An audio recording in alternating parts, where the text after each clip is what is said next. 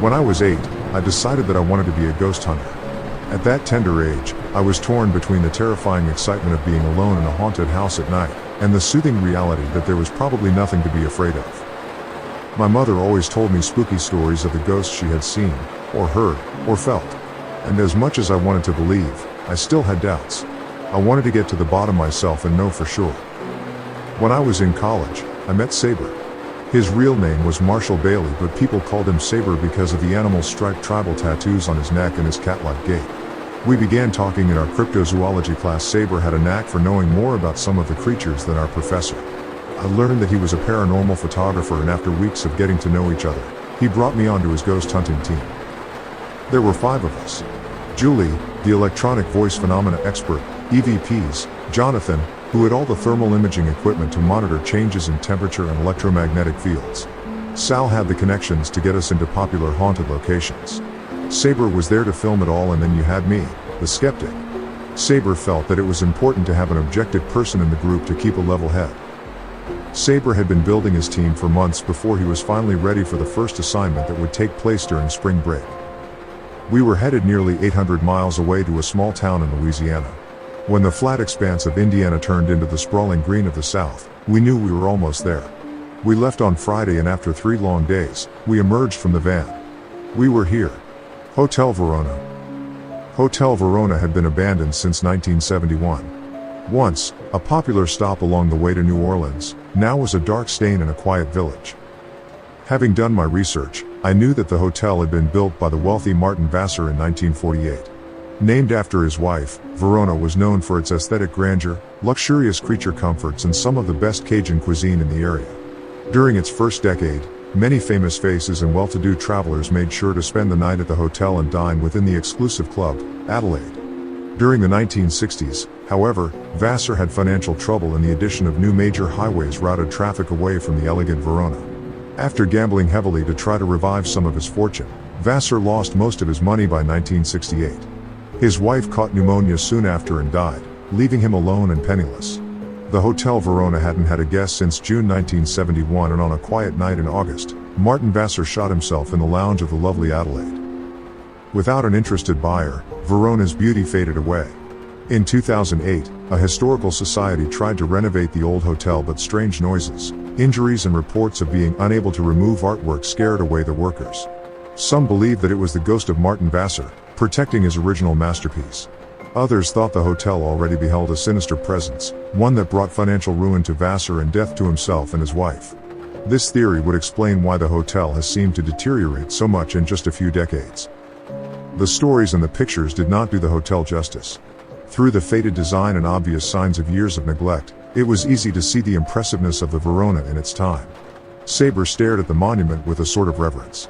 I smiled, excited for the night and ready to investigate. Entering through the ornate French double doors into the lobby, we immediately smelled the stagnant air. It had been a while since a breeze had penetrated this fortress. Dust covered every inch of the main floor, from the oversized concierge station to the grand ballroom. Occasionally, a critter would scurry off to safety. We decided to first set up the equipment in the old Adelaide restaurant and nightclub, where Vassar killed himself. It was in the basement of the hotel, and since the elevators were no longer working, we had to lug the machinery down a flight of dusty, creaky stairs.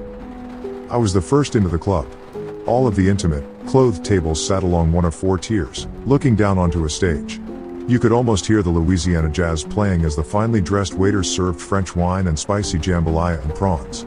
As Julie, Jonathan, and Saber set up their equipment, Sal and I passed out sandwiches. Our clocks showed that the sun would be setting any time. It didn't take long before we started getting some activity. Julie's EVP monitor started picking up some sounds very soon after dark. In that old abandoned place, it was easy to feel like we were not alone. After listening to the playback on her monitors, Julie played her audio recording for the group. A woman's voice was heard whispering, "Tree." "Tree?" Sal asked. "What is that?" "It means betrayed," Saber spoke up from behind his camera. "My grandmother was French." I thought the sound was spooky, but not definitive proof of anything paranormal. It was going to take more than that to make a true believer out of me. After almost an hour of dormancy, we decided to move upstairs to the ballroom on the first floor. I was surprised at how different the lobby looked in total darkness. Without the golden sunshine bouncing through the glass, there was a much more sinister look about it. Only the light of our flashlights could distinguish color. In the ballroom, Julie didn't pick up any more voices, but Jonathan was able to detect some strange temperature changes throughout the room. I chalked it up to holes in the infrastructure, or maybe some animals had taken up shelter in the walls. We grew bored after a while and decided to explore the upper floors of the hotel. Saber suggested that we split up, to maximize time. Julie was going to record audio on the second floor. Sal would use a small, handheld camera on the third floor. Jonathan would monitor temperature on the fourth floor, and Saber and I would film the fifth floor at the top. We would all be connected with walkie-talkies. Everyone set up on their respective floors? Saber asked into the walkie. Yes, was the resounding answer. We were to walk up and down the hallways, and try to communicate with any potential spirits in any open rooms. As I walked next to Saber in the dark, I began to feel an electric charge. I didn't realize my level of attraction to him until we were alone in this creepy place. I think he felt the tension too because he inched closer to me as we walked, his arm brushing against mine occasionally. So, you speak French? I asked timidly. Yes. My grandmother taught me when I would spend summers with her in Lyon. Do you really think that was a voice we heard speaking French in the restaurant? Don't you think it could have been the wind or something? I was even beginning to doubt myself as the full spookiness and excitement of the moment filled me. I wanted to believe in ghosts. Of course. Don't you? He gave me an amused look. His eyes seemed really excited. I could tell this was exactly where he wanted to be. The hunt gave him some kind of high. I'm really not sure.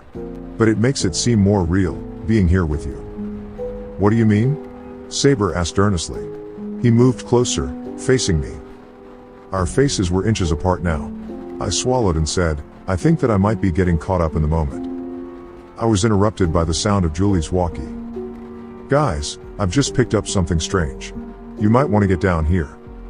We moved apart instantly, the momentary spell broken. As we head down the hallway to the stairs, another walkie crackles. You won't believe what I just saw, said Jonathan excitedly. Same here, replied Sal. We can't come to every floor. What is going on? Saber shouted into our walkie. He and I looked at each other in disbelief. Suddenly, a low rumbling could be heard from the back of the hallway, just as a light began to grow from nowhere. Saber and I moved toward the sound and the light while he shined his camera at the source. The rumbling grew louder and the light brightened. I could tell as we got closer that they were coming from an open door at the end of the hallway. Now there was a high-pitched keening sound along with the rumble, and the bright light was not one, but many bright shapes emptying out of the room into the hallway. I backed away from the room as the human-sized shapes came closer. Saber, I shouted over the noise. Let's go. I pulled on his arm, but he was mesmerized by the sight.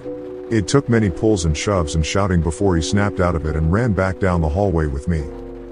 On the way down the stairs, we ran into Jonathan and Sal. As we raced to the second floor for Julie, the entire hotel felt as if it was shaking, the booming sounds as loud as ever. The lights from the top floor had reached the staircase and were slowly descending. Julie! Julie! We yelled as we neared the second floor, into the walkie-talkie. Meet us by the stairs. We have to get out now. I'm outside by the van, Julie said, confused, as we heard Julie's voice also say, I'm on the second floor. Come see what I just found. We all stared at each other in horror. What the hell was that? Yelled Julie through the first channel on the walkie. I'm outside, that wasn't me. We raced to the first floor and out the glass double doors into the night. All sounds stopped instantly, save for our hard, hurried breathing. Looking back at the Verona, I was shocked to see stillness, and black. There were no lights moving on the floors anymore. We piled into the van and drove several miles before any of us could speak. Julie was the first to break the silence. I was never on the second floor. I went outside to the van first to get more batteries because my walkie-talkie died. When I tried to get back in, the door was stuck. That's when I heard you guys screaming. What was that? She slowly shook her head. We heard you earlier on the walkie too. You told us to come down right before, well, whatever hell that was. And Jonathan and Sal said they saw something too.